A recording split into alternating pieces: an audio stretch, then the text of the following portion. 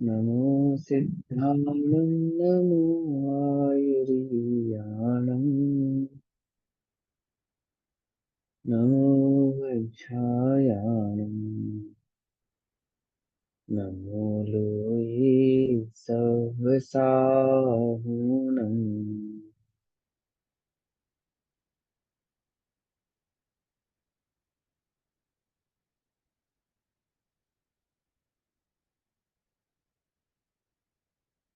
ओंकार बिंदु संयुक्तं नित्यं ध्यायन्ति योगिनः कामदं मोक्षदं चैव ओंकाराय नमो नमः।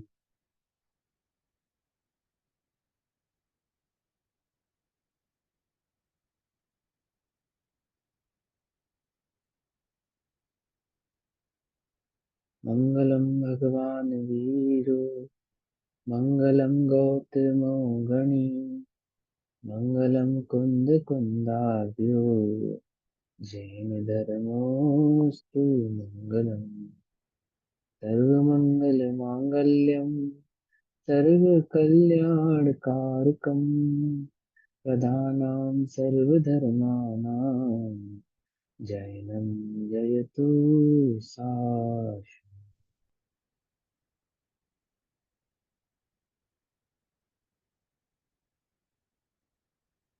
नमः समय साराय स्वानुभूत्या चकासते चित्स्वभावाय भावाय सर्वभावान्तरच्छिदे।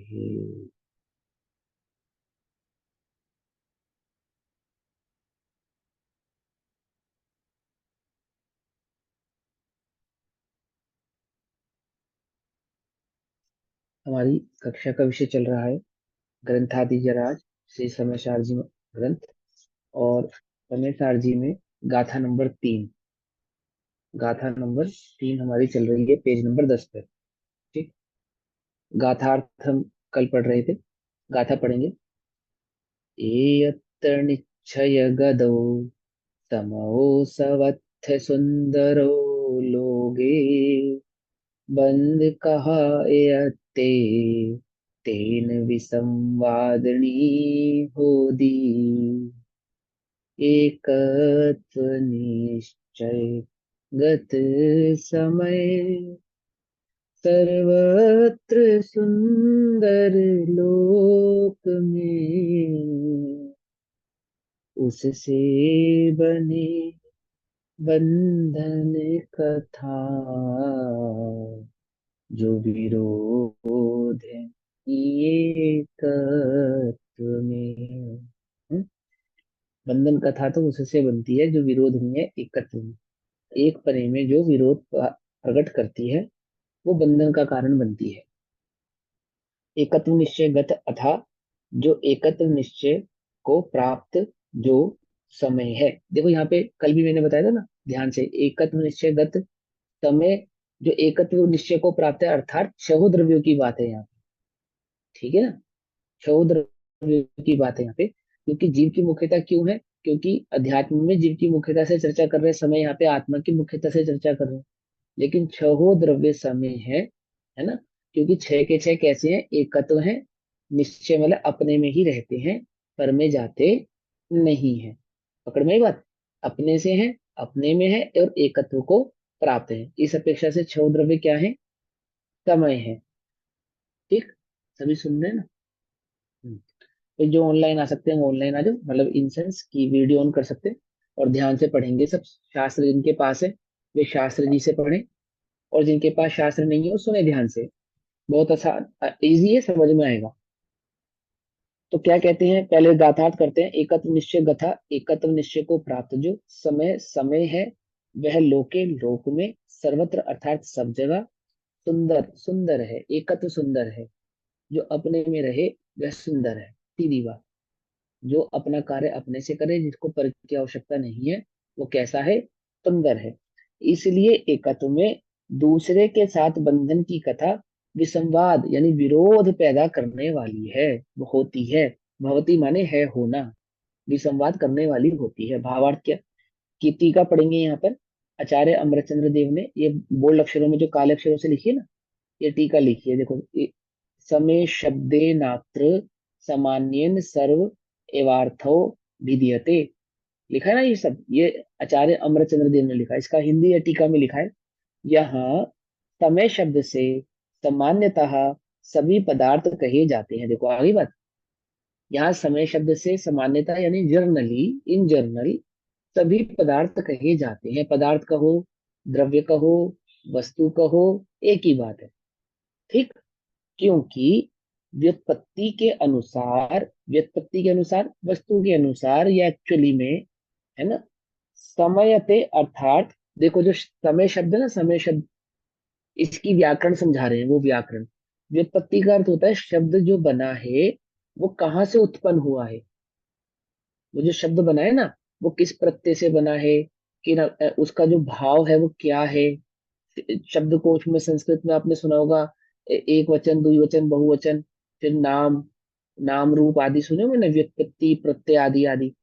तो वो कहते हैं व्युत्पत्ति के अनुसार, आपकी भाषा में गए, साधारण भाषा में गए तो व्याकरण के अनुसार, ठीक है, साधारण भाषा में कहें तो व्याकरण के अनुसार, व्युत्पत्ति के अनुसार समयते, समयते अर्थात एक ही भाव से एकत्व पूर्वक अपने गुण पर्यायों को प्राप्त होकर जो परिणमन करता है सो समय है। यानी कि जो अपने में परिणमन करता है, अपना कार्य स्वयं से करता है, जिसे अपने परिणमन के लिए पर की आवश्यकता नहीं है, वह समय है।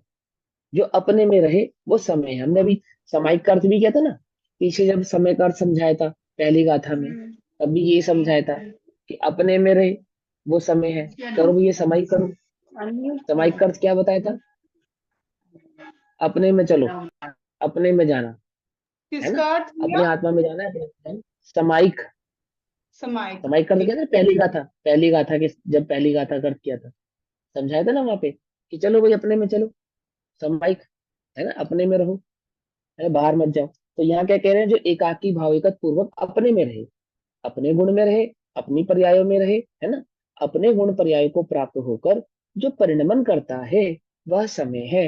इसलिए धर्म अधर्म आकाश काल पुद्गल और जीव द्रवस्य रूप लोक में सर्वत्र जो कुछ जितने जितने पदार्थ हैं वे सभी निश्चय से, अर्थात वास्तव में, निश्चय कहो या वास्तव कहो एक ही बात है, ठीक है ना, प्राकृत में इसी निश्चय और इसी वास्तव को ही, क्या कहा, ही, ही ही ही माने निश्चय प्राकृत में, तो वे सभी निश्चय से वास्तव में एकत्व निश्चय को प्राप्त होने से ही सुंदरता को पाते हैं, यानी अपने अपने में रहने के कारण ही सुंदरता को पाते हैं। वे जितने भी पदार्थ हैं इस श्लोक में, जितनी भी वस्तु कहो, द्रव्य कहो, वे सब कैसे हैं, वे अपने में रहने के कारण, देखो यहाँ पे लिखा पुद्गल जीव द्रवस्य स्वरूप, जीव द्रव्य स्वरूप लिखा है ना, जिनके पास ग्रंथ पढ़े जीव, तो वो द्रव्य स्वरूप अर्थात धर्म द्रव्य स्वरूप, अधर्म द्रव्य स्वरूप, आकाश द्रव्य स्वरूप, काल द्रव्य स्वरूप, पुद्गल द्रव्य स्वरूप और जीव द्रव्य स्वरूप। स्वरूप, स्वरूप अपने रूप, स्व माने अपना, रूप अपने आप से, स्वयंभू, ठीक है ना, लोक में सर्वत्र यानी सब जगह जो कुछ जितने जितने पदार्थ हैं, अब कितने कितने पदार्थ है बोलो भैया, है संख्या अपेक्षा, अनंत। जाति की अपेक्षा से क्षय, अनंत। संख्या की अपेक्षा से अनंत, अनंत अनंत, अनंत कहो अनंत अनंत को, है ना, संख्या की अपेक्षा से, जाति की अपेक्षा से छह, तो जितने जितने पदार्थ हैं छह पदार्थों के आधार से समझो अथवा छह द्रव्यों के आधार से समझो, और फिर उनके भेद प्रतिभेदों के आधार से भी समझो, वे सभी निश्चय से वास्तव में तो एकत्व निश्चय को प्राप्त होने से यानी अपने अपने में रहने से सुंदरता को पाते हैं, क्योंकि अन्य प्रकार से उसमें सर्व शंकर दो आदि दोष आ जाएंगे। शंकर दोष कहाँ पड़ा था, याद है कुछ, शंकर दोष कहाँ पड़ा है, शंकर दोष पड़ा है किसी ने, मोक्ष प्रकाशक जी में नहीं, मोक्ष नहीं मार्ग पड़ा। मोक्षमार्ग जी में आया प्रकाशक ना। में। नहीं, शंकर हम्म, दोस्त तो इसमें समझ जी में ही आएगा, नहीं अभी आगे वाली गाथाओं में हाँ, आएगा।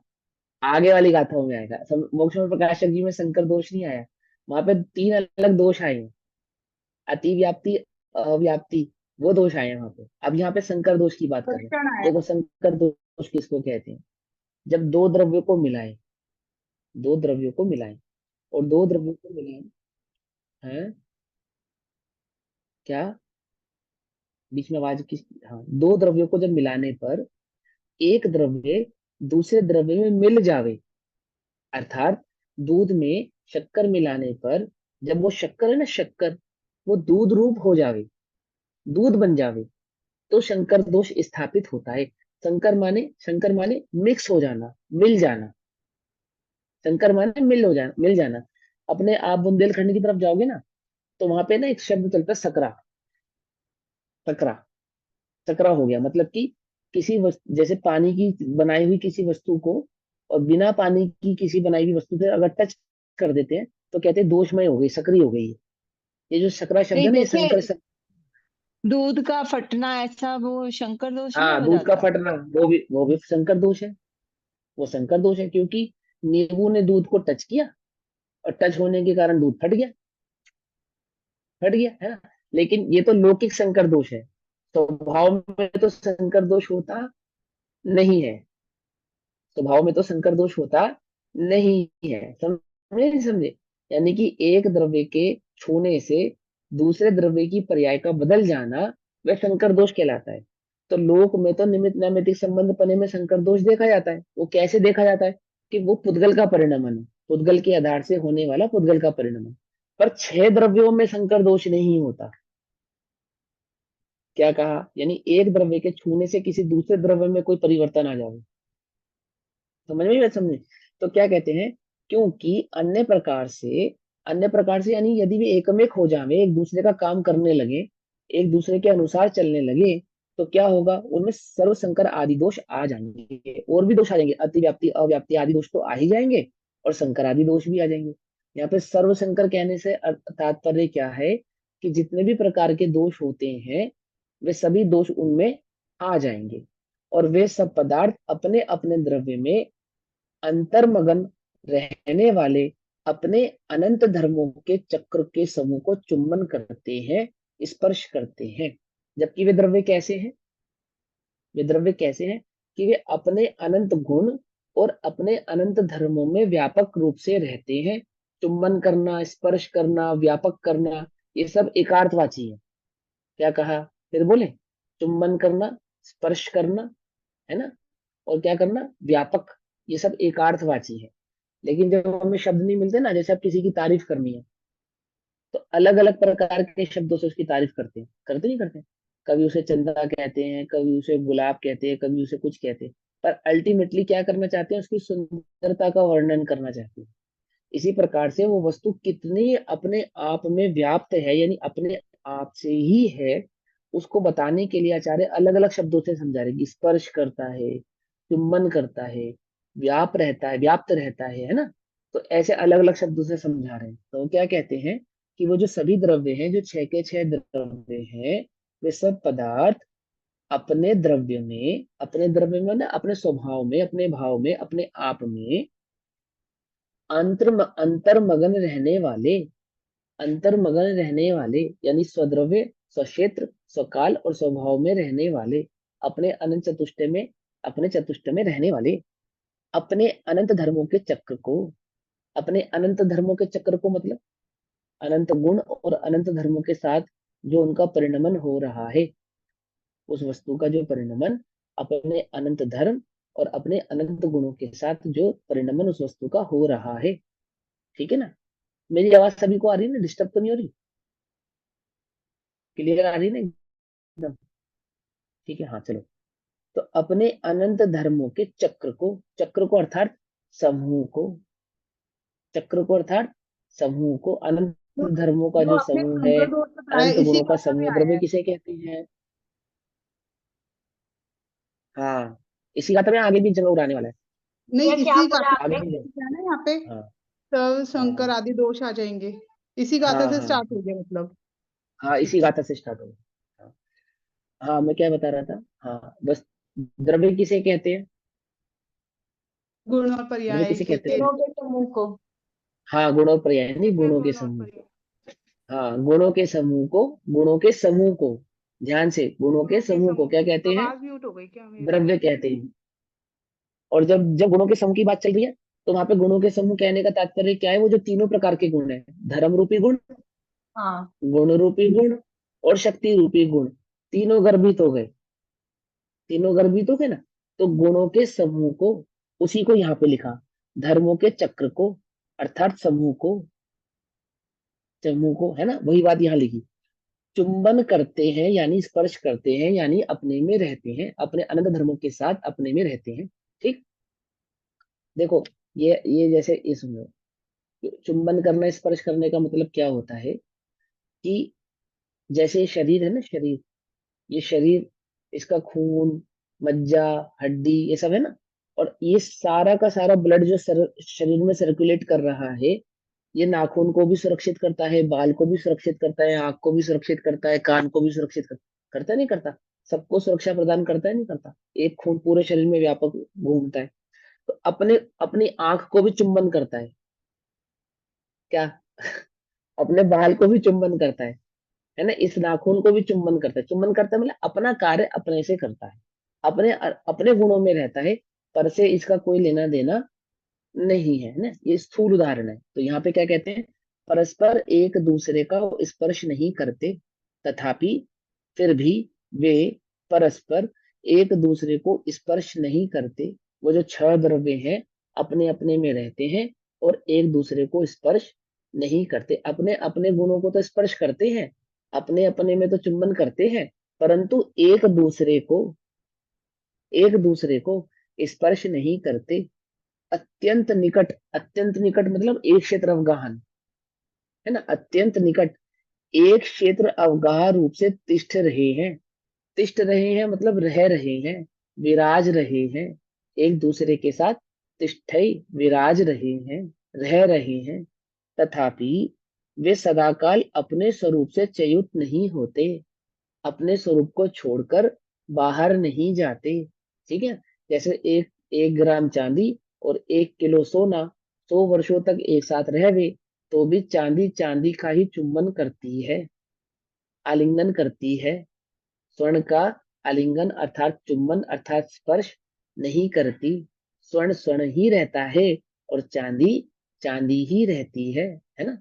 अभी तुम अपनी शादी का हार, अभी 70 साल की उम्र में जाओ सुनार के पास गलवाने, तो कितना सोना निकालेगा उसमें से, 100 ग्राम का हार होगा तो, है, मान लो 100 ग्राम का हार हुआ, तो कितना सोना निकालेगा 100 उसमें, 100 ग्राम ग्राम। सोना, 100 ग्राम हम्म, सोना नहीं, तो है। मतलब जितना जितना भी होगा। कैरेट के हिसाब से, गोल्ड कैरेट का होगा तो उसके हिसाब से। जितना हाँ, होगा। जितना उसमें होगा, है ना, 80 ग्राम स्वर्ण होगा तो 80 ग्राम ही निकालेगा।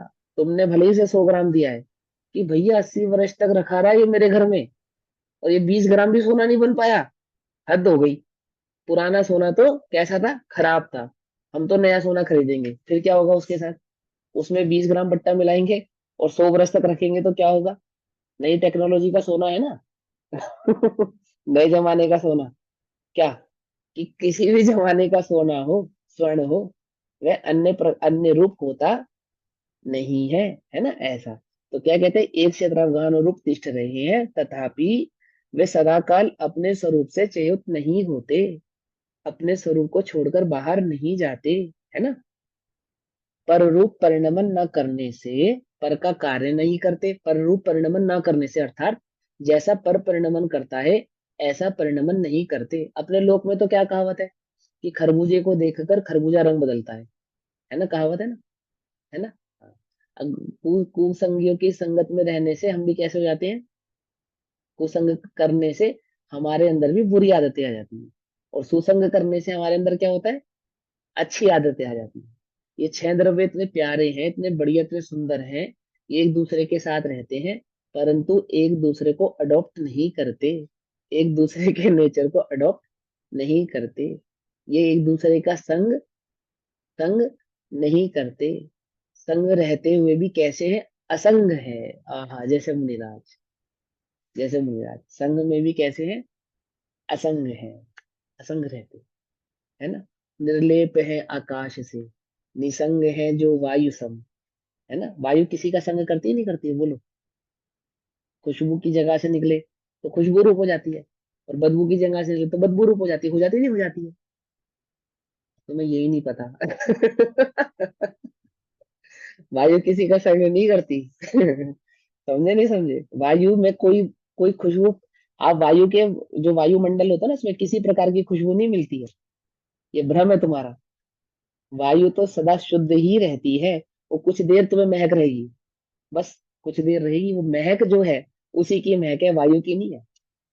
वायु का तो संग पाकर वो महक फैलती है। क्या कहा? समझे नहीं? वायु का संग पाके, वायु उसके रूप नहीं होती है, महक वायु का संग पाकर फैलती है। तो कहते हैं जैसे निसंग है जो वायु सम, और निर्लेप है आकाश से, निज आत्म में ही विहर करते, है ना, और चिंतन न पर की आस से, है ना, कैसे है ना। यहाँ से। हाँ, हाँ, पर से कोई लेना देना नहीं उनका। ऐसे ही क्षेत्र में सुंदर है। कैसे सुंदर है? छह साथ रहते हैं, एक से तरफ गाही रहते हैं, पर यहाँ इनके खरबूजे एक दूसरे को देख के रंग नहीं बदलते। समझे ना समझे? उसके अनुसार परिणमन नहीं करते, ना किसी का संग करते हैं, ना अच्छी आदत ग्रहण करते हैं, ना बुरी आदत ग्रहण करते हैं। क्या? उसका कोई भाव ग्रहण ही नहीं करते। ऐसा। तो क्या कहते हैं? अनंत, तथापि वे सदाकाल अपने स्वरूप से च्युत नहीं होते। पर रूप परिणमन ना करने से, पर के अनुसार अथवा पर रूप परिणमन ना करने से अनंत व्यक्तिता नष्ट नहीं होती। अपना जो स्वरूप है, अपना जो स्वभाव है, व्यक्तिता मतलब अपना स्वरूप, व्यक्तिगत स्वरूप, है ना, कहते हैं ना, ये हमारा व्यक्तिगत मैटर है, हमारा अपना मैटर है। तुम बाहर के आदमी इसमें आके कहाँ से बोल रहे हो? कहते नहीं कहते? तो कहते अनंत व्यक्तिता, अथवा व्यक्तिता मतलब स्वभाव, व्यक्तिता मतलब स्वरूप, अपना स्वरूप, अपना व्यक्तित्व, है ना। अपना अनंत व्यक्तित्व नष्ट नहीं होती। उस द्रव्य का जो स्वभाव है, जो स्वरूप है, जो कार्य है, वो नष्ट नहीं होती।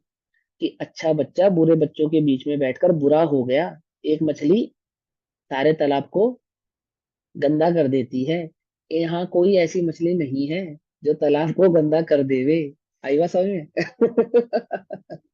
ठीक है ना। तो अनंत व्यक्तिता नष्ट नहीं होती, इसलिए वे कैसे हैं? टंकोत कीर्ण की भांति। टंकोत कीर्ण जैसे पत्थर पे लगी ना, शाश्वत, शाश्वत, कभी नाश को प्राप्त नहीं होंगे, है ना। तो वे कैसे हैं? इसलिए वे टंकोत कीर्ण की भांति शाश्वत स्थित रहते हैं, क्योंकि एक दूसरे में मिलते नहीं ना, एक दूसरे को अडॉप्ट नहीं करते, एक दूसरे की आदत को अडॉप्ट अडॉप्ट नहीं करते।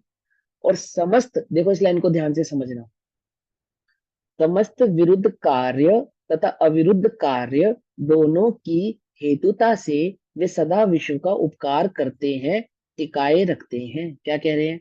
एक दूसरे के रूप नहीं होते, एक दूसरे को ग्रहण नहीं करते, एक दूसरे का कार्य नहीं करते, अपने अनंत धर्मों में रहते हैं।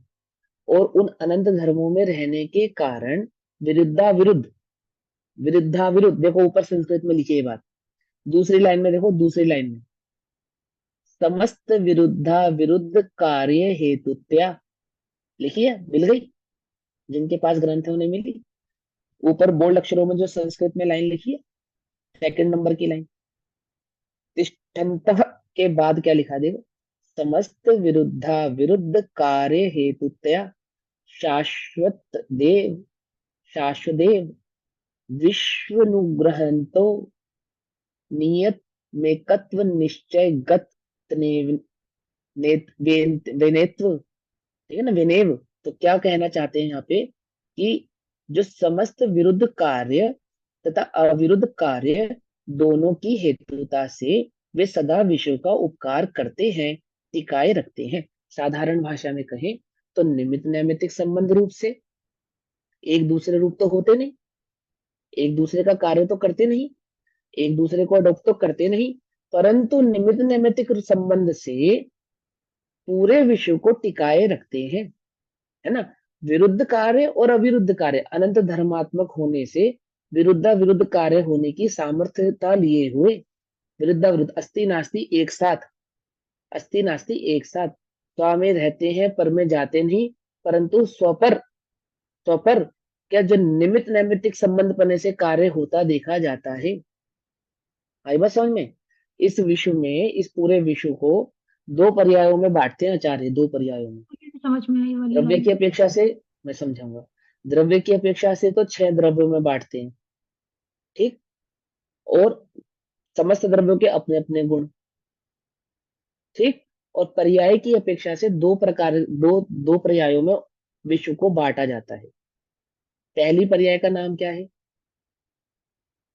बोलो। व्यंजन। दूसरी पर्याय का नाम है अर्थ, उत्पर्य। ठीक। ये जो व्यंजन पर्याय है इसी को स्वप्राप्रेक्ष भी कहते हैं, ठीक है। व्यंजन को ही स्वप्राप्रेक्ष भी कहते हैं, यानी स्व और पर से के साथ मिलकर कार्य करना। अब स्व और पर के साथ मिलकर कार्य करने का मतलब क्या है कि स्व पर स्व स्व पर के साथ मिलकर कार्य करने का मतलब यह है, यहाँ पे सीधा सा सिंपल सिंपल साधारण शब्द मतलब यह है कि निमित्त नैमित्तिक संबंधपना। क्या कहा, निमित्त नैमित्तिक संबंधपना, ठीक है ना। और वो निमित्त नैमित्तिक जो संबंध है, जैसे आत्मा के भाव कर्मों के निमित्त से द्रव्य कर्म का बंधन होना। पॉइंट पकड़ में आया। आत्मा के, जीव के भाव कर्मों के निमित्त से द्रव्य कर्म का बंधन होना, एक बात पकड़ में आई, बात नहीं पकड़ में आई? है ना। एक इंद्रिय शरीर के आधार से जीव का एक इंद्रिय आदि रूप ही परिणमन होना। संघी पंचेंद्रिय के आधार से संघी पंचेंद्रिय रूप ही ज्ञान आदि का परिणमन होना। गुण स्थान के आधार से जीव की योग्यता का गुण स्थान प्रमाण ही प्रकट होना। ये सारा मैटर चलेगा नहीं चलेगा विश्व के अंदर। इसको सिद्ध कहना, इसको अर्हंत कहना, इसको संसारी कहना, है ना। ये पहले गुण स्थान वाला, ये चौथे गुण स्थान वाला, ये छठे गुण स्थान वाला, ये धर्मी, ये अधर्मी, आदि आदि चलेगा ना। ये मनुष्य, 4 गति का जीव, मनुष्य गति के जीव को ही मोक्ष होना। त्रियंच आदि गति के जीव को मोक्ष नहीं होना। चारों ही गति के जीवों को सम्यक दर्शन प्रकट होना। संघी पंचेंद्रिय पर्यायों में मनुष्य और त्रियंच मात्र को ही पंचम गुण स्थान का होना। क्या पकड़ में आ रही बात, नहीं समझ, मैं समझा पा रहा हूँ ना इस बात को। ऐसे ही क्या कहते हैं, ये तो सिंपल सी आपको धर्म की अपेक्षा से समझाई।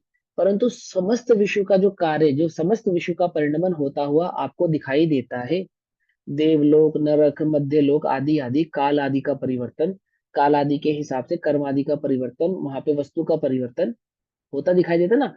कि तीसरे काल तक ही कल्प वृक्षों का होना, चौथे काल में कर्म भूमि आदि में परिवर्तन हो जाना, पंचम काल में शक्ति आदि का हीन हो जाना, आदि आदि, ये सारा हो रहा है नहीं हो रहा है। ये सब पर्याय है या नहीं है, ये जो सब 6 द्रव्यों की पर्याय है या नहीं है। तो 6 द्रव्यों की पर्याय कौन सी पर्याय है, 6 द्रव्यों की मिली जुली, मिली जुली व्यंजन पर्याय। व्यंजन व्यंजन, पर्याय। व्यंजन, है ना। तो क्या कहते हैं कि ये जो कार्य समस्त विश्व में हो रहा है, निर्बाध रूप से हो रहा है, तो भी एक द्रव्य दूसरे द्रव्य का, जैसे शरीर हिलता हुआ दिखाई देने पर भी ये पुद्गल जीव रूप होता नहीं है। विरुद्धा विरुद्ध, देह कैसी है, जड़, और जीव कैसा है, चेतन। तो दोनों का स्वभाव आपस में क्या है, विरुद्ध, विरुद्ध स्वभाव वाले हो गए ना। जीव तो चेतन हो गया और देह जड़ हो गई। जड़ और चेतन कैसे स्वभाव वाले, विरुद्ध स्वभाव वाले हैं। विरुद्धा विरुद्ध, तो समस्त विरुद्ध कार्य तथा अविरुद्ध कार्य दोनों की हेतुता से वे सदा विश्व का उपकार करते हैं, टिकाए रखते हैं, अपने अपने कार्य को भी करते हैं, निमित्त नैमित्तिक रूप भी रहते हैं, और विश्व को कैसे रखते हैं, टिकाए रखते हैं। इस प्रकार सब पदार्थों का भिन्न भिन्न एकत्व सिद्ध होने से जीव नामक समय को बंध की कथा से ही विसंवाद की आपत्ति आती है। क्या कहते हैं, इस प्रकार देखो, इसमें दो बातों को समझना। एक तो उसमें धर्म नामक गुण है ना वस्तु में, तो वो धर्म नामक गुण कैसे हैं, विरुद्ध शक्तियों वाले हैं। विरुद्ध शक्तियों वाले ना, विरुद्ध शक्ति है ना उनमें आपस में, नित्य अनित्य, अस्ति नास्ति। तो ऐसा विरुद्ध होते हुए भी अविरुद्ध रूप से, क्या कहा, मेरी बात समझ, दो द्रव्य विरुद्ध स्वभाव वाले होने पर भी अविरोध रूप से, क्या, विरोध होने पर भी कैसे, अविरोध रूप से। जैसे मैं एक बात बताऊं आपको, मान के चलो ये हिंदुस्तान और पाकिस्तान की बॉर्डर पे से सेना हटा दी जाए, तो क्या होगा। क्या होगा बोलो भैया, अविरोध रूप से रह लड़ाई पाएंगे या झगड़े नहीं रह पाएंगे। हाँ। प्रॉब्लम हो जाएगी। ये जो लोक में दो विरुद्ध स्वभाव वालों को एक साथ छोड़ दिया जावे, तो क्या होगा, क्या होगा, क्या होगा, बोलो भैया। धूम धड़ाका होगा नहीं होगा? होता है। करेंगे पड़ जाएंगे। दो विरोध स्वभाव वाले रहते नहीं सारे जिंदगी, सारी जिंदगी साथ रहते नहीं रहते, बोलो। दो विरोध स्वभाव वाले है। तब मेरा इशारा नहीं समझे, पति पत्नी रहते नहीं रहते साथ, विरोधा विरोध रूप से। है ना, एक दूसरे के विरोधी होते हुए भी अविरुद्ध रूप से, क्या है? तो क्या कह रहे हैं?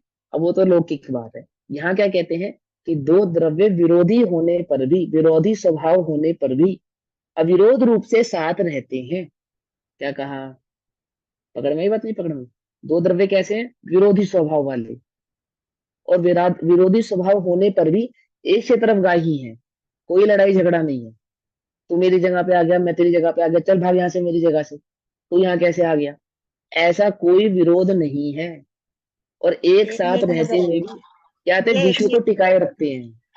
अब सोचो, जहाँ जीव बैठा है वहां पुद्गल आएगा तो जीव धक्के मारेगा, भाग। कहाँ जाएगा? लोक छोड़ के कहाँ जाएगा, बोलो? पुद्गल इस लोक को छोड़ के कहाँ जाएगा? आकाश इस लोक को छोड़ के कहाँ जाएगा? धर्म आ गया, अधर्म कहेगा भाग। अधर्म आएगा तो धर्म कहेगा भाग। क्या आपको समझ में? बात नहीं समझ में? तो विरोध स्वभाव होने पर भी अविरोध रूप से रहते हैं, लोक को, संसार को, विश्व को क्या रखते हैं? टिकाए रखते हैं। अभी दो विरोधी बच्चों को घर में छोड़ दो, फिर घर को क्या करेंगे? टिकाए रखेंगे, सर पे उठा लेंगे। ये दो विरोधी बच्चे घर में छोड़ दिए जावे तो क्या करते हैं? वो सारे घर को सर पे उठा लेते हैं, है ना। लेकिन ये ऐसे छह विरोधी बच्चे कैसे हैं? जिस स्वभाव तो विरोधी है, परंतु विरोधी होते हुए भी विश्व को टिकाए रखते हैं। पकड़ में आई बात नहीं? पकड़ में। तो क्या कहते हैं? समस्त विरुद्ध कार्य तथा अविरुद्ध कार्य दोनों की हेतुता से वे सदा विश्व का उपकार करते हैं, टिकाए रखते हैं। पकड़ में आई बात नहीं? पकड़ में आई? अभी समझ में आया? अभी भी समझ में नहीं आया? इसमें अविरुद्ध हाँ। का क्या अर्थ लिया? विरुद्ध और अविरुद्ध का अर्थ अस्ति नास्ति वि- जैसा टाइप। देखो, जीव और जड़, धर्म और अधर्म, समझे ना? ये जैसे धर्म द्रव्य और अधर्म द्रव्य, ये दोनों द्रव्य एक स्वभाव वाले हैं, भिन्न भिन्न स्वभाव वाले हैं। भिन्न भिन्न हाँ, तो जहाँ धर्म द्रव्य वहां अधर्म नहीं होगा ना। है। हाँ, क्यों है? कि विरोधी होते क्योंकि हुए भी अविरुद्ध है अविरोध वो। रूप से एक साथ रहते हैं। पकड़ में आई भैया बात आपने नहीं? वो पकड़ में। इतना अच्छा एग्जाम्पल दिया तो है, पत्नी पत्नी वाला। हाँ। हाँ, तुम विरोधी हो या नहीं हो?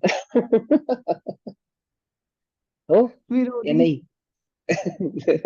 इस प्रकार सर्व पदार्थों का भिन्न भिन्न एकत्व सिद्ध होने से जीव नामक समय को बंध की कथा से ही विसंवाद की आपत्ति आती है। क्योंकि कह रहे हैं कि छह द्रव्य एकत्व को प्राप्त है, और यहाँ पे जीव द्रव्य को यानी जीव तत्व को, समय नामक जीव को, उसको यदि हम बंध कहते हैं ना, बंध, बंध की कथा कहते हैं, वही उसमें विसंवाद की आपत्ति यानी विसंवाद खड़ा कर देती है कि ऐसा कैसे हो सकता है।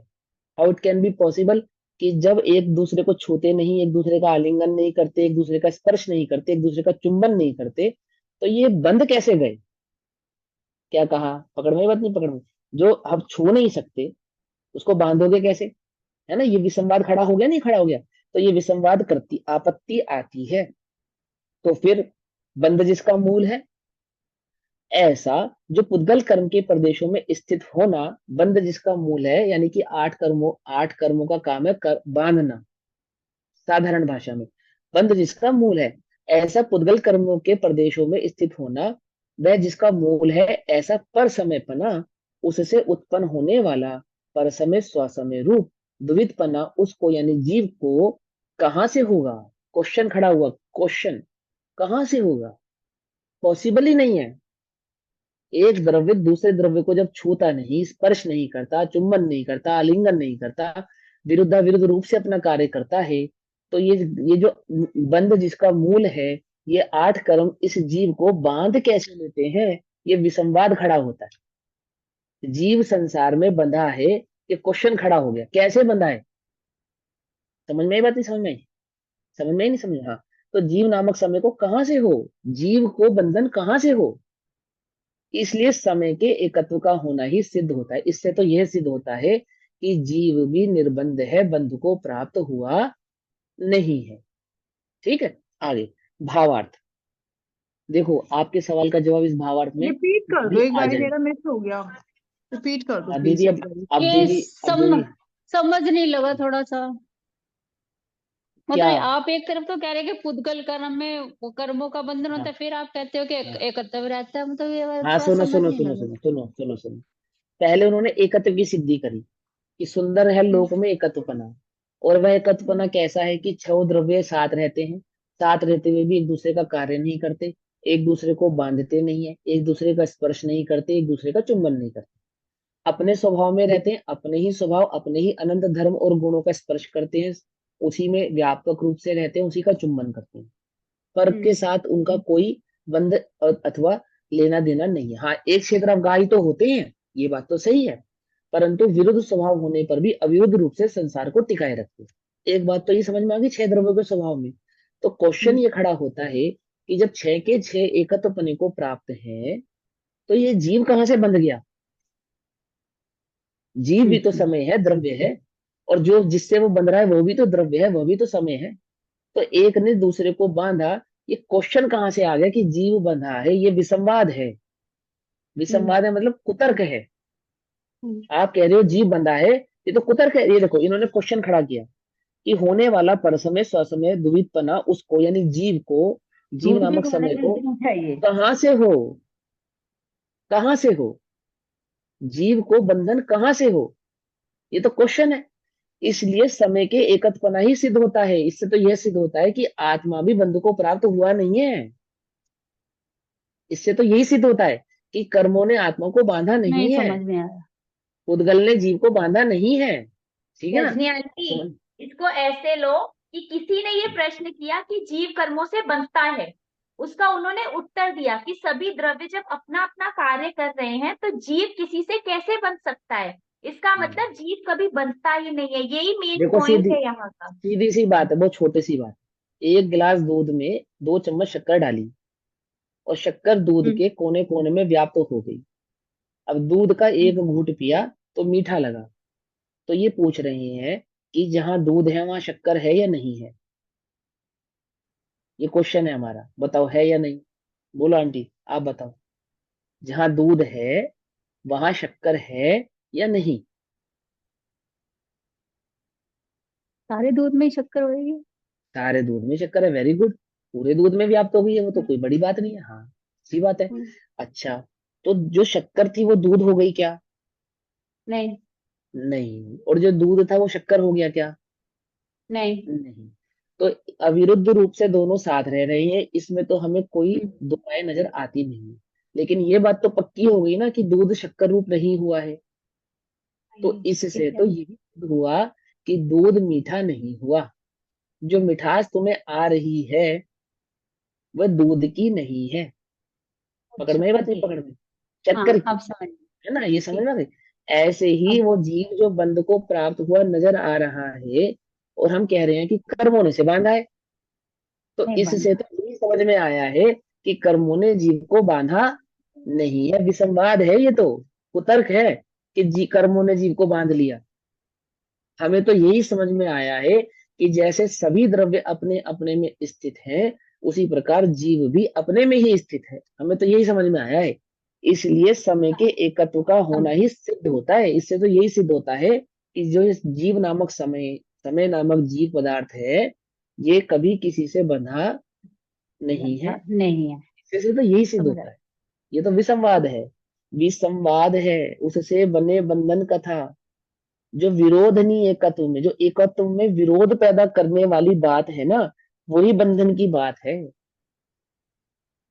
पकड़ में आई बात नहीं? पकड़ में नहीं? कुतर्क है एक प्रकार का। ये तुमने ये कहा कि जीव बंधा है तो तू कुतर्क है, विसंवाद है ये। एक होता है संवाद, एक होता है विसंवाद। समझ में बात? समझ। हाँ।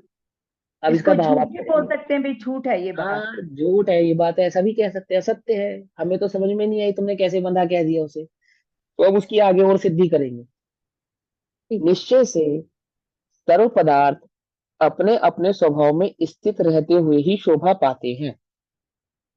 ठीक है ना? ठीक है, समझ में आई बात? आपको समझ में भैया नहीं आई? जी इसका जान मतलब तो समझ यही में। हुआ ना कि हमें बस इसी बात का निर्णय करना है।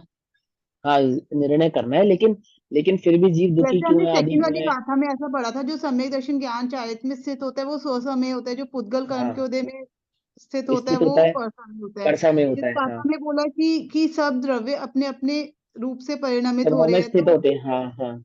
हाँ, तो समय हाँ तो समय है, इसमें ऐसे डिफरेंशिएट करा, तो इसका मतलब हाँ। ये है कि हमें इस चीज का निर्णय करना है कि मैं तो आत्मा हूँ और मेरे को हम्म, मैं किसी से बंधा ही नहीं हूँ, बस इस चीज का हमें हाँ। निर्णय करना है। एक मात्र तरीके से मात्र यही इतना हुआ नहीं, इसका। मात्र इसका इतना, मोटिव क्या मात्र है, इतना नहीं मतलब है। हाँ, इसका मोटिव इसका क्या मोटिव है, ये है मतलब ये बताओ। कि तुम जिसे बंधन समझ रहे हो पर समय है, पर कैसे है, पुद्गल के कारण नहीं है, ये बताएंगे आगे चल के। आत्मा बंधा है, पर यदि तुम ऐसा मानते हो कि पर के कारण बंधा है, तो ये विसंवाद है। मेरी बात समझ में आ रही नहीं आ रही है? आत्मा जीव संसार में है, जीव दुखी है, ये बात तो पक्की है, परंतु उसका कारण कर्म है, उसका कारण पर द्रव्य है, ये विसंवाद है। पकड़ में आई बात, नहीं पकड़ में आई? पकड़ में? जीव सुखी है या दुखी है? बोले दुखी है, अभी दुखी है। क्यों है? क्यों है बोलो भैया? पर के कारण, ये विसंवाद है, ये विसंवाद है। पकड़ में आई बात में? इससे तो ये सिद्ध होता है, पर से तो वो जुदा ही है, उसमें पर का कोई रोल नहीं है, पर का कोई लेना देना नहीं है। पकड़ में आ रही है? नहीं अभी समझ में आई बात? है ना? जब वो देखो अभी अपने तो स्वभाव में रहेगा तो वो दुखी होगा ही नहीं। हो ही नहीं सकता। वो कह रहे हो कोई पर की हिम्मत ही नहीं उसे बांध लेवे। तो बोले वो, यानी जीव पर में गया कि विसंवाद है, ये भी नहीं है, पर में भी नहीं गया। ये भी विसंवाद है कि वो पर में चला गया, पर तो जीव में नहीं आया, ये तो ठीक है, तो जीव पर में चला गया क्या? बोले विसंवाद है। उससे बने बंधन कथा, जो विरोधनी एकत्व में, एकत्व को नहीं जानना बंधन है। ये पकड़ में है, नहीं पकड़ में? वो जानता नहीं है, इसलिए बंध को प्राप्त है। ये आगे करेंगे, इसकी सिद्धि भी करेंगे। अभी देखो भावार्थ पढ़ते हैं। निश्चय से सर्व पदार्थ अपने अपने स्वभाव में स्थित रहते हुए भी ही शोभा पाते हैं। निश्चय से तो सब अपना अपना कार्य करे, उसी से शोभा पाएंगे। आंख आंख का काम करे, कान कान का काम करे, इसी से शोभा पाएंगे। कभी सुबह उठे, कान आंख का काम करने लगी और आंख कान का काम करने लगे, बोलो रोज ही बदलता रहेगा तो हो गया काम। अपना अपना काम है ना। हमने आपके आगे भोजन लगाया, आप अपना अपना भोजन करो और एक दूसरे को भोजन कराओ। बोलो भैया, जिस सुख ज्यादा किसमें है? अपना अपना भोजन करे, इसमें ज्यादा सुख है, या दूसरे को कराओ उसमें ज्यादा सुख है? माँ को पता है बच्चे को रोटी खिलाना कितनी आफत की बात है। पता है ना, बड़ा सर दर्द कर देता है वो। कभी छोटा करो, कभी बड़ा करो, ये ज्यादा कर दिया, वो कम कर दिया, अब खाना, अब नहीं खाना, अभी मुंह में, अभी बाहर है, ऐसे ऐसे तो। और जब अपने को खाना हो, कोई झंझट नहीं है ना? तो क्या कहते हैं कि निश्चय से सभी पदार्थ तो अपने अपने स्वभाव में स्थित रहते हैं, यही शोभा है, यही सुंदरता है। परंतु जीव नामक पदार्थ की अनादि काल से पुद्गल कर्म के साथ निमित्त रूप बंध अवस्था है, उससे इस जीव में विसंवाद खड़ा होता है, उससे इस जीव में एक विसंवाद खड़ा होता है। जब सभी अपने अपने में शोभायमान है, अपने अपने में रहते हैं, तो पुद्गल के कारण, पुद्गल कर्म के कारण जीव अनादि से संसार में स्थित है, ये विसंवाद की बात है। ठीक। अतः वह शोभा को प्राप्त नहीं होता, ये कोई शोभनीय बात नहीं है, ये तो विसंवाद खड़ा कर रही है, कुतर्क खड़ा कर रही है ये बात तो। इसलिए वास्तव में विचार किया जाए तो एकत्व ही सुंदर है, उससे यह जीव शोभा को प्राप्त होता है, ये इन्होंने भावार्थ में बताया। लेकिन मैं टीका में स्पष्ट कह रहे हैं कि ये क्वेश्चन है, यहाँ पे क्वेश्चन खरा। द्वित बना उसको जीव नामक समय को कहाँ से हो? पकड़ में बात, नहीं पकड़ में? और आपकी भाषा में इनको साधारण सा कह दिया कि वो विसंवाद है, पर से बंधन होना, और ये कोई अच्छी बात नहीं है कि वह बंधा हुआ है जीव, एकत्वपने को प्राप्त रहेगा, यही उसकी सुंदरता है। अब उस एकत्व की असुलभता बतलाते हैं। अब वो एकत्व होना कितना असुलभ है, यानी कि आसान नहीं है, वह बताते हैं, आगे डिटेल करते हैं। गाथा पढ़ेंगे, गाथा नंबर 4। सुध परिचिदानुभूदा, सवस्य विकाम भोग बंध कहा, एयत्तसुवल्लम्भो नवरीण सुलहो विहतस्य। है ना? क्या कह रहे हैं प्राकृत में? सुध, सुध माने सुनी हुई, सुध माने सुनी हुई, सुध परिचित, परिचित यानी परिचित, परिचिदानुभूदा, अनुभूत, अनुभूदा, दानुभूदा, अनुभूत, तवस्य नमो लोए सब सब सब सर्व सवस्य सर्व को, वी माने को, सवस्य सर्व को, काम भोग और बंधन की कथा, कहा माने कहा, कहा माने कथा है ना, काम भोग और बंधन की कथा सुध यानी सुनी हुई है, परिचित है, अनुभूत है, किसको, किसको, सभी सब को, जीव को। अवश्य सभी को। अच्छा जी, चलो फिर, एयत सुवलंभो, एकत्व को, सुवलंभो माने आसान, या यूं समझ लो उपयोग, है ना, उपयोग भी कहते हैं इसको।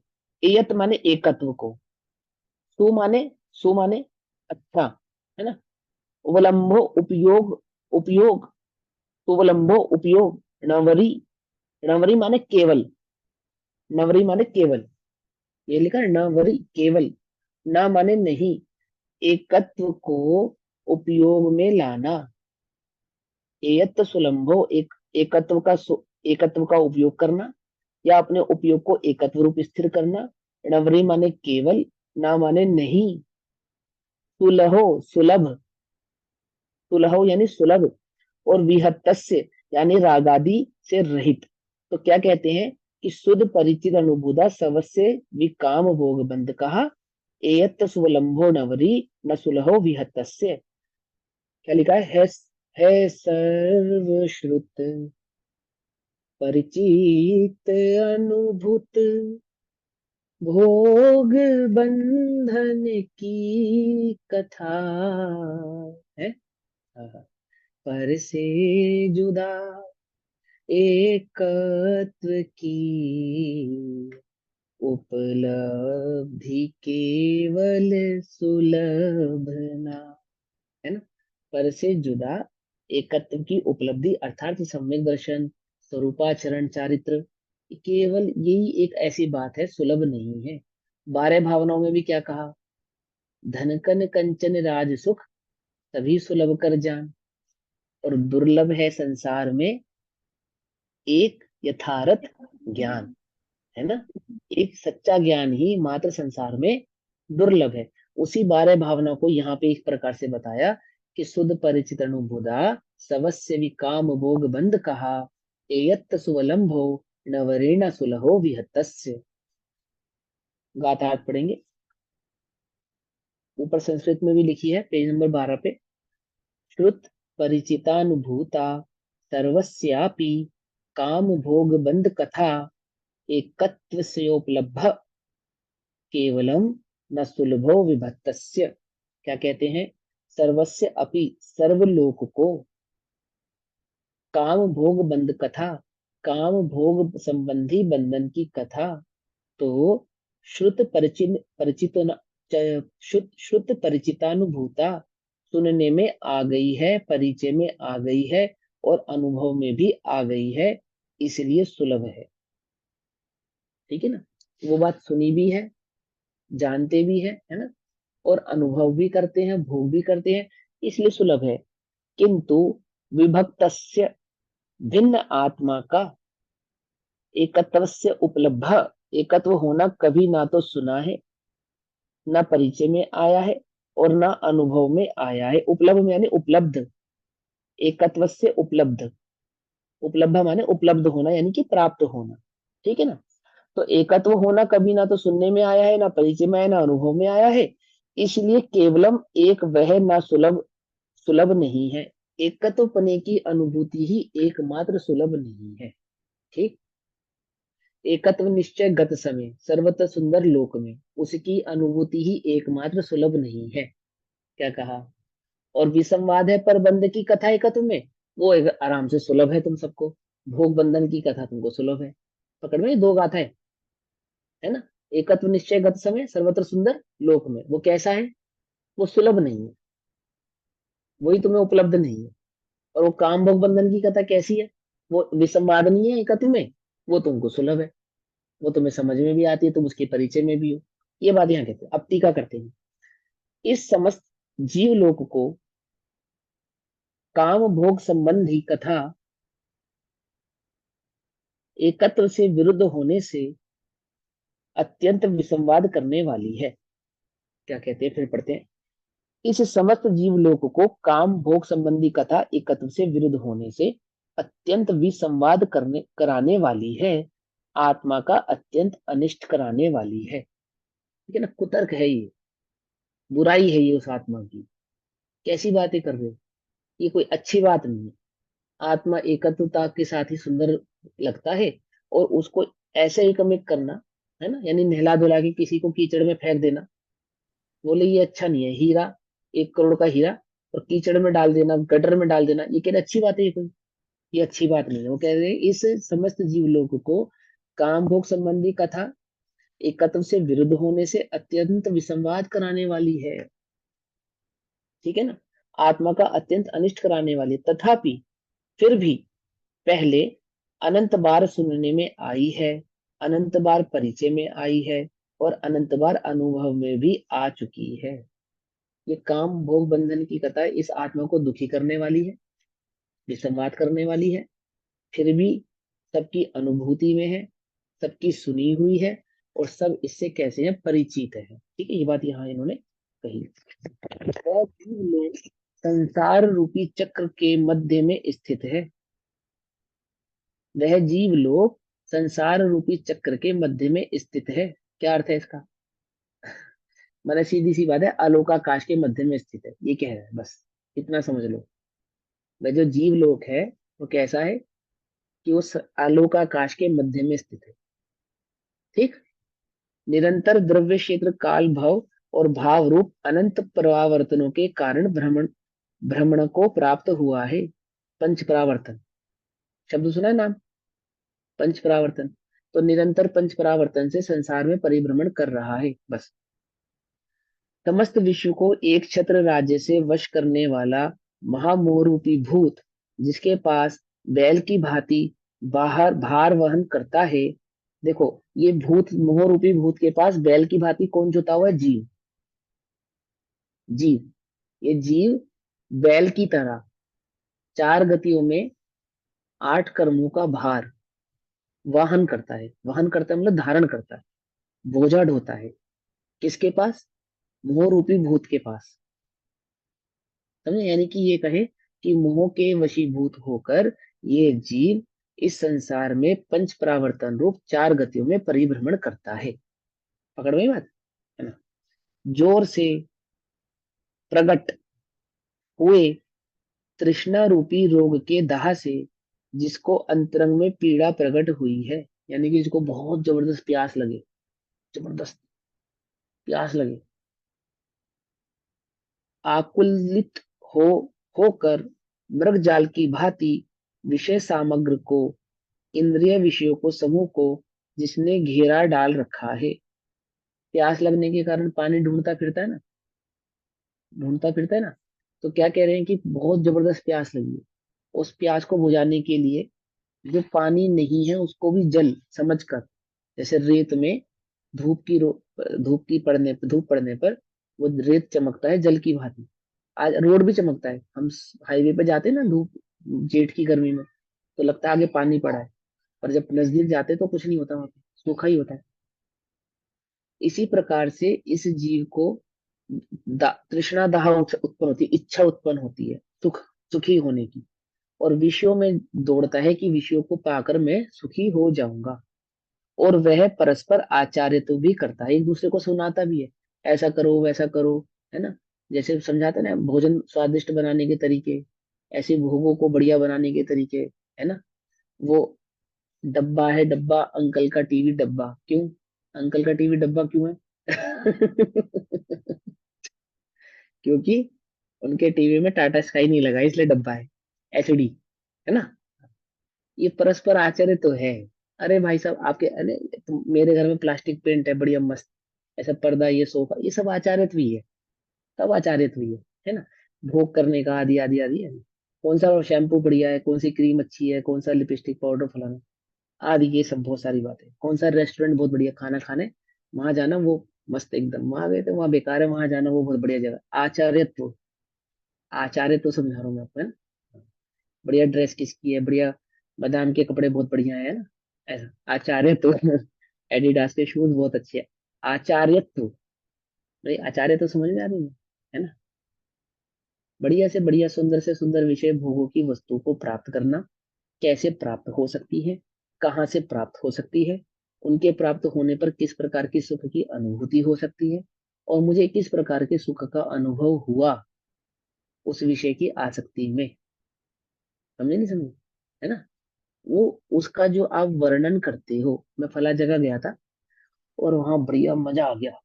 क्या मजा आ गया, उस होटल में, उस रेस्टोरेंट में, उस रिजोर्ट में, उस जगह पे। शिमला जा रहे हो, शिमला बेकार है, कश्मीर जाओ, कश्मीर बहुत बढ़िया जगह है। नहीं, मेरी बात समझे क्या कहना चाहता हूँ। आचार्य तो है ये, आचार्य तो, समझे, आचार्य तो। पकड़ में आ रही, बंदी पकड़ में। कौन सी लकड़ी का सोफा बहुत बढ़िया रहेगा। कितने कितने कितने, तो लगते नहीं ना, वो तो हमें सिर्फ मोटी मोटी बातों में आचार्य तो लगता है। हिंसा झूठ चोरी कुशील परिग्रह, लेकिन परिग्रह का भी आचार्य तो होता है या नहीं होता, है ना। हिंसा का भी आचार्य तो होता है, नहीं होता। झूठ का भी आचार्य तो होता है। अब झूठ का आचार्य तो कितना खोलूं। गजब का आचार्य तो झूठ का तो। झूठ का, चोरी का, कुशील का आचार्य तो, यानी एक दूसरे को कैसे किया जावे, ये सिखाना। ठीक। तो और वह परस्पर आचार्यत्व भी करता है, उस काम का, भोग का, बंधन की कथा का आचार्यत्व करता है, अर्थात दूसरों से कहकर उसी प्रकार अंगीकार करवाता है ना। उसी से, दूसरों से कहकर उसी प्रकार क्या करवाता है, अंगीकार करवाता है, अंगीकार करवाता है ना। जैसे जिसको आप कहते हैं स्टेटस सिंबल। स्टेटस सिंबल क्या होता है, नहीं समझे। आचार्य तो कराकर अंगीकार करवाना, अंगीकार करवाना है ना। ये इतना तो होना ही चाहिए, ऐसा तो होना ही चाहिए, और ये नहीं है तुम्हारे पास, तो फिर काय के, है ना, एक्स वाई जेड। इसलिए काम भोग की कथा तो सबके लिए सुलभ है, इजी है। इजी है, कोई भी बता देगा, कोई भी मिल जाएगा बताने वाला। किंतु निर्मल भेद ज्ञान रूपी प्रकाश से, ये भेद ज्ञान रूपी प्रकाश से, निर्मल भेद ज्ञान रूपी, याद है कुछ। ये भेद ज्ञान ज्योति कैसी है, वो जो केवल ज्ञान को प्रकट कर देने केवल वाली ज्ञान है। को प्रकट कर दे, हाँ। हाँ, ये वही वाली भेद ज्ञान ज्योति है। ठीक है। तो इस भेद ज्ञान रूपी ज्योति के प्रकाश से, जिसके प्रकाश से केवल ज्ञान प्रकट होने वाला है, प्रकाश से स्पष्ट भिन्न दिखाई देने वाला यह मात्र भिन्न आत्मा का एकत्व ही, जो कि सदा प्रकट रूप से अंतरंग में प्रकाशमान है, तथापि कषाय चक्र यानी कषाय समूह के साथ एक रूप जैसा किया जाता है तो कैसा चैतन्य रूप, पर से विभक्त, लेकिन अंतरंग में विराजमान जो कषाय है, उससे एक रूप होता हुआ दिखाई देता है। क्रोध, मान, माया, लोभ आदि 25 आदि कषाय रूप होता दिखाई देता है। इसलिए अत्यंत तिरोभाव को प्राप्त हुआ है, ढक रहा है। तिरोभाव को प्राप्त हुआ है यानी कि छूट गया है, सीधी सीधी सी बात, गया कहीं नहीं, छूट गया है। तिरोभाव को प्राप्त हुआ है यानी कि छूट गया है। जब कोई वस्तु दृष्टि का विषय यानी दृष्टि में नहीं आती, तो क्या होती है, छूट जाती है ना। आच्छादित, छुप जाती है। हाँ, छूट जाती है। ढका हुआ दैट मीन छूट गई वो, आप उसका सुख नहीं ले पाए, अथवा उसका भोग नहीं कर पाए, उसका उपभोग नहीं कर पाए, उसका अनुभव नहीं कर पाए, आदि आदि, छूट गई आपसे वो। ऐसा तिरोभाव। तो तिरोभाव यानी छूट गया, तिरोभाव को प्राप्त हुआ है यानी ढक रहा है। वह अपने में अनात्मज्ञता होने से, अनात्मज्ञता होने से यानी कि स्वभाव को नहीं जानने से, अज्ञान होने से, यानी मैं अपने आत्म स्वरूप को नहीं जान पाने के कारण से, अनात्मज्ञता होने से, स्वयं आत्मा को ना जानने से, आगे ना लाइन ब्रैकेट में, अनात्मज्ञता, और अन्य आत्मा को जानने वालों की संगति सेवा ना करने से, सत्संग, शुद्धाचरण, श्रुतअभ्यास और आत्म भावना। पूजा की लाइन जब पूजा अंतिम करते हैं आप, तो विसर्जन पाठ में पढ़ते हैं ना, सत्संग, शुद्धाचरण, शुद्धाभ्यास, आत्म भावना, करते हैं ना। तो क्या कहते हैं कि ना तो वो आत्मा को जानता है, ना आत्मा को जानने वालों की सेवा करता है, ना आत्मा को जानने वालों के संग में रहता है, और ना आत्मा को बताने वाले शास्त्र को पढ़ता है। तो क्या कहते हैं, ना तो स्वयं आत्मा को जानता है, ना अन्य आत्मा को जानने वालों की संगति करता है, ना सेवा करता है, ना पहले कभी इसने सुना है, और ना पहले कभी परिचय में आया है, और ना पहले कभी अनुभव में आया है। इसलिए भिन्न आत्मा का एकत्व सुलभ नहीं है। क्या है? काम भोग बंधन का वालों के साथ घिरा रहता है, उन्हीं के साथ उठना बैठना करता है, उन्हीं की कथाएं सुनता है, उन्हीं कथाओं को याद करता है, उन्हीं का चिंतन करता है, और आगे उन्हीं का आचार्यत्व करता है। सुनी हुई परिचित अनुभूति और आचार्यत्व करता है। और क्या क्या? आत्मा की ना तो कभी बात सुनी है, ना कभी इसका अनुभव किया है, ना इसका परिचय हुआ है, ना इसका परिचय जिनको है उनकी संगति की है, ना उनकी सेवा की है। इसलिए ये उसके स्वरूप को जानता नहीं है, ना पहले कभी अनुभव में इसके आया है। इसलिए भिन्न आत्मा का एकत्व कैसा है? कैसा है? सुलभ नहीं है। सुलभ नहीं है ना। तभी सबको लगता है ना, ये आत्मा आत्मा वाले आत्मा आत्मा करते रहते हैं, हमें तो कुछ समझ में ही नहीं आता। करने से होगा क्या भैया, है ना? आत्मा आत्मा करने से थोड़ी होगा। तुम आत्मा हो क्या? आ गए भैया आत्मा वाले, आत्मा वाले आ गए। या आत्मा ही स्वयं आ गई क्या? समझे ना? सुलभ नहीं है, सुलभ नहीं है। अब भावार्थ इसका जो है हम कल पढ़ेंगे, भी समय हुआ। तब तक के लिए सभी को जय जिनेन्द्र। ओम नमः सिद्धेभ्यः। निज निधि निज में बताई, यह अनंत उपकार है, उसके लिए जिनवाणी माँ को वंदना शत बार।